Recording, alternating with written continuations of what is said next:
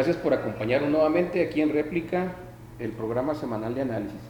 Hoy vamos a abordar el tema de las remesas, la esperanza de México. Espero que no se vaya a sentir ofendido nadie, pero bueno, tiene que ver con el anuncio que dio el presidente en su reciente informe, el tercer informe, donde tenemos récord por el ingreso de remesas a nuestro país. ¿Quién desea empezar? El ingeniero Enríquez, que va llegando de la madre patria. Muy bien. No, bueno, empezamos. ¿Se pegó el tonito? No. Échale mi Pepe, al cabo, ahí vamos. Las remesas, pues es un ingreso importante del PIB. Es el 3.8, más o menos con una cifra de 40,000 millones de dólares. Superado por la construcción, que es el 6.6, el tema inmobiliario, que es 9.8, y el industrial que es 17.7, pero no deja de ser un ingreso muy importante, ¿no? El hecho de que suban las remesas, bueno, obedece en primer orden a la recuperación de la economía en Estados Unidos, pero también desafortunadamente a la falta de oportunidades aquí en México. Así es. Doctor Sandoval, Fernando. Sí, gracias.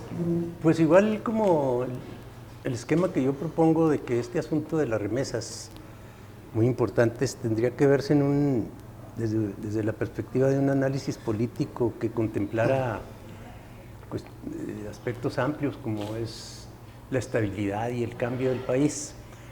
Y esos datos muy concretos que nos da José Enríquez, muy importantes, pues de alguna manera tendríamos que revisarlos en su dimensión histórica, porque desde lo que es conocido como la braceriada, mediados del siglo pasado, cuando Estados Unidos entra a la guerra, Estados Unidos tiene necesidad de mano de obra, sobre todo en el campo y en las fábricas, aunque nuestros connacionales iban más al campo.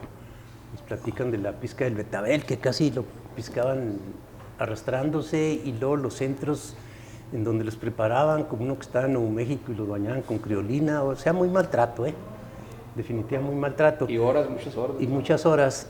Entonces, desde ahí empieza no desde ahí, desde antes había ya flujos financieros de nuestros connacionales hacia México, pero creo que la braceriada tiene que ver con ese fenómeno.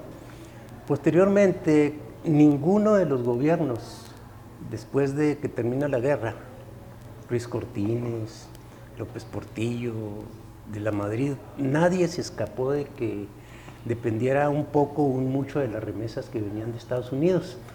Pero sí, habría que revisar que se disparan en el gobierno de Fox, se disparan no al nivel de los 600 y tantos mil, no sé cuánto, ahorita la cifra Pepe nos la dijo por ahí, nos la dirá, él siempre trae mucha precisión en esas cosas, pero sí, ahí es donde se empiezan a disparar las remesas, y también empieza a dispararse la migración de nuestros connacionales hacia allá. Entonces, yo dejaría primera parte de mi participación en este apretado marco histórico de lo que han sido las remesas en nuestro país desde la braceriada hasta la fecha, indicando que también con Peña Nieto siempre hubo incremento, los 5 o 6 sexenios, y obviamente pues ahora se disparó, pero bueno, ahorita acotamos otras cosas. Yo con algunos datos duros de un informe que hizo el banco BBVA, dice que las remesas evitó que por lo menos 836,000 habitantes mexicanos pasaran a formar parte de los índices de pobreza en el país. Y luego el Coneval nos dice que al cierre del 2020 había 55,654,000 personas en situación de pobreza.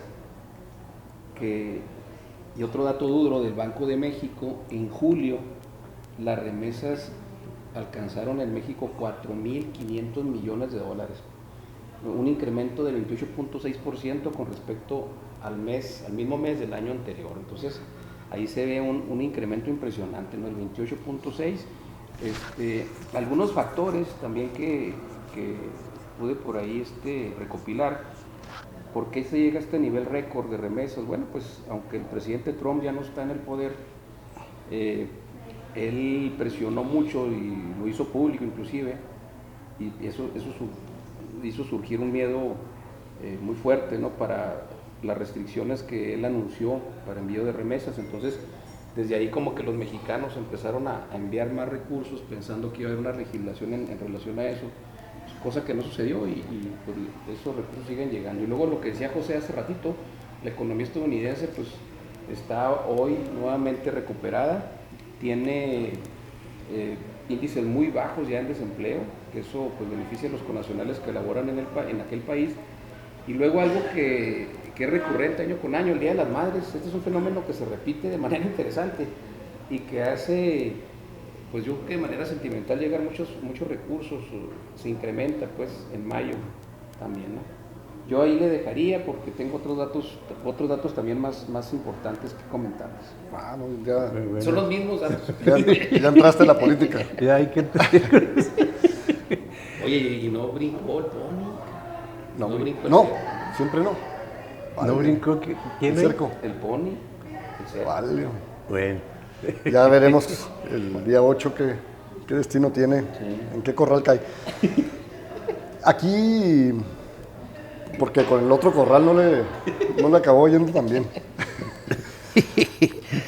Adelante, tema- Pepe. Tú llegaste y Corral va para allá. Sí,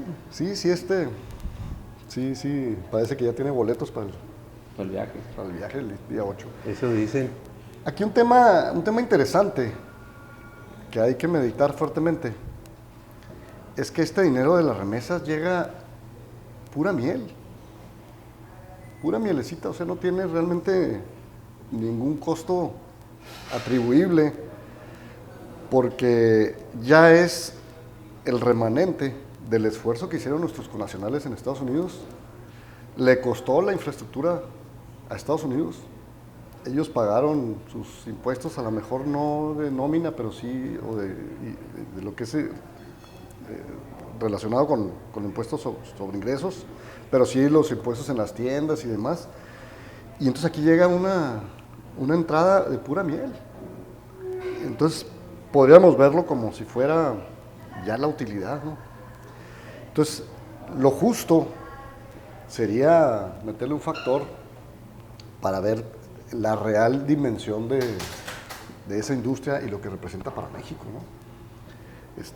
Digo, no sé si lo multiplicamos por 5, pensando en que ese sería el remanente después del costo de vida, ¿no? Como si fuera un sueldo. Estamos hablando de una industria de 2,000 millones, que es equivalente al ingreso del petróleo. Entonces, sí, por eso tuvo tanto impacto las remesas en que no se cumplieran los pronósticos de la caída masiva del PIB en México producto de la pandemia. Amortiguó muy bien el golpe de las remesas. Sobre Claro. todo la entrada y el aumento que hizo recientemente, que no se esperaba que sucediera eso. Totalmente de acuerdo, las remesas es un ingreso súper importante, aunque dicen que las cajas de cambio se quedan como con el 20%, no sé si eso sea cierto, pero algún analista por ahí lo dice, o sea, dan sus brincos. Pero aquí de fondo, lo que creo que debiéramos también asumir como categoría de análisis es la pobreza en la que viven no sé cuántos millones de mexicanos, creo que 30 o 40 50, un poco más de 50. entre extrema y no tan extrema. Y aquí, ¿qué papel juegan en el índice de Gini, que de alguna manera mide estas diferencias? Dice que en este año pasado, un punto porcentual casi de 10 a 9 bajó el índice de pobreza, no entre los extremos, sino entre la pobreza moderada, y el de los más ricos también sufrió modificaciones hacia abajo, lo cual quiere decir que pues ahí andan más o menos un buen balance de acuerdo a este índice muy usado para este tipo de cuestiones. Pero entonces la pregunta es, ¿qué es lo que hace posible que ese índice se mantenga cierta estabilidad entre millones y millones de mexicanos que, de no contar con lo esencial, su canasta básica, sus principales requerimientos, pues son un polvorín? sea 20 millones que se lancen a la calle a protestar, pues nadie lo queremos. Y de alguna manera yo decía que los análisis políticos deben estar midiendo la estabilidad y el cambio. Y aquí yo lo que veo y me pregunto más bien es, esta política de reparto social, no es la palabra, ¿verdad? Es de política de atender a los más pobres, como dice el presidente, que son unos, creo que 300 millones frente a 600 de las remesas. Pues yo creo que las dos juegan un papel importante, no sé exactamente hacia dónde van, pero me queda claro una cosa: no van a crear infraestructura, van a atender canastas básicas, van a atender necesidades elementales de a quienes les llega tanto el recurso de remesas como el que les llega por la vía de los 65 y más y 68, y los estudiantes no tengo datos duros de cómo los gastan ni nada de eso, pero sé que son 300,000 millones. Entonces a mí me parece que pues habría que hacer una reflexión exactamente qué papel juegan esas dos vertientes de atención a las necesidades de la población para poder emitir algún juicio más concreto. Y coincido con Pepe, coincido con Martín, bendita remesa, ¿no? Así es. Fíjate que datos duros: el 27% de los hogares en México es el principal ingreso, la remesa, es el principal ingreso para las familias, y el 41% no es el principal, pero es muy importante. Entonces, de ese tamaño es el impacto, ¿no? El otro tema dice, en esos mismos beneficiarios con remesas, el 30% lo destinó a una parte a sus gastos de salud y el 13% a educación. Entonces, como dice Sandoval, bendita remesa, ¿no? Eso también el presidente López Obrador reconoce que sin las remesas, pues el milagro, no el milagro, sino la economía mexicana se vendría abajo, ¿no? Tendríamos escasez de gasolina, de electricidad, un dólar quizá en 26 pesos o más, y el déficit presupuestal hubiera generado una baja calificación y convertido toda la deuda mexicana en bonos basura. Son algunos de los impactos. José. Y ya como apunte final, esas remesas, como llegan sanas y puras, se absorben en los otros ingresos, ¿no? Se absorben en las rentas, ¿no? En el comercio y demás. Entonces, el efecto multiplicador que entre ese dinero puro en los demás sectores, habría que multiplicarlo, porque efectivamente ese dinero llega y se gasta, ¿no? Y entonces se va a los sectores de transporte, se va a los sectores de comercio, de minoristas, de servicios. Entonces, yo creo que se multiplica por 3 o por 4 ese ingreso, ¿no? Muy bien, pues nos vemos el próximo lunes, ¿no? Muchas gracias. Con gabinetes y aquí gente ahorita, trabajando ya en los gobiernos. Ahorita vamos a pedir una torta grosera, ¿cómo se llama? No, de la patrona. De la patrona, que nos la vamos a comer a la salud de Pepe Enríquez, porque la va a pagar.